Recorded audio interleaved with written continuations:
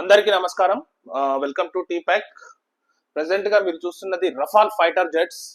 So అత్యాధునిక fighter jets ఇవి. French Dassault aviation తయారు చేస్తుంది. ఇవి ప్రెసెంట్ గా ఇండియా దగ్గర 36 ఫైటర్ జెట్స్ ఉన్నాయి. అందులో భాగంగా ఇది ఎయిర్ ఫోర్స్ కి ఇచ్చిర్రు అనమాట. 36 ఫైటర్ జెట్స్ ఎయిర్ ఫోర్స్ కి ఇచ్చిర్రు. అది దాని వాల్యూ వచ్చేసి 59,000 crore, 59,000 కోట్లు అక్షరాల. So the biggest deal in ఇది ఆర్మీ పరంగా కానీ ఈ డిఫెన్స్ పరంగా కానీ చాలా బిగ్గెస్ట్ డీల్ అనమాట. సో ఇట్లాంటి ఫైటర్ జెట్స్ ఇంకా 28 కొనడానికి ట్రై చేస్తున్నది. అవి ఏంటంటే రఫాల్ ఎం.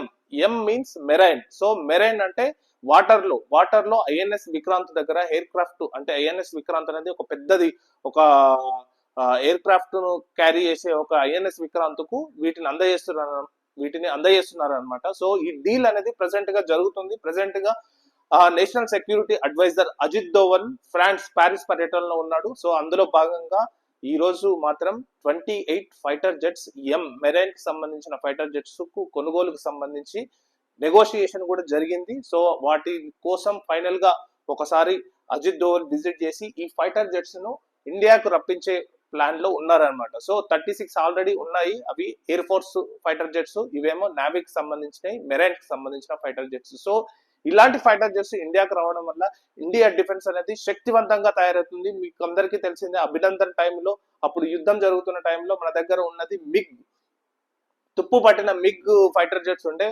వాటితో మనం సరిగ్గా హ్యాండిల్ చేయలేకపోయినాం. సో అందువల్లనే నరేంద్ర మోడీ తర్వాత ఏం చేసిందంటే ఈ ఫైటర్ జెట్స్, రఫాల్ ఫైటర్ జెట్స్ ను కొనాలని నిర్ణయించాడు. సో అందులో భాగంగానే ఎయిర్ క్రాఫ్ట్స్ ఫైటర్ జెట్స్ వచ్చినాయి. తర్వాత ఇప్పుడు మెరైన్ ఫైటర్ జెట్స్ కూడా రాబోతున్నాయి అనమాట. సో ఈ డీల్ సక్సెస్ కావాలని మనం అందరం కోరుకుందాం.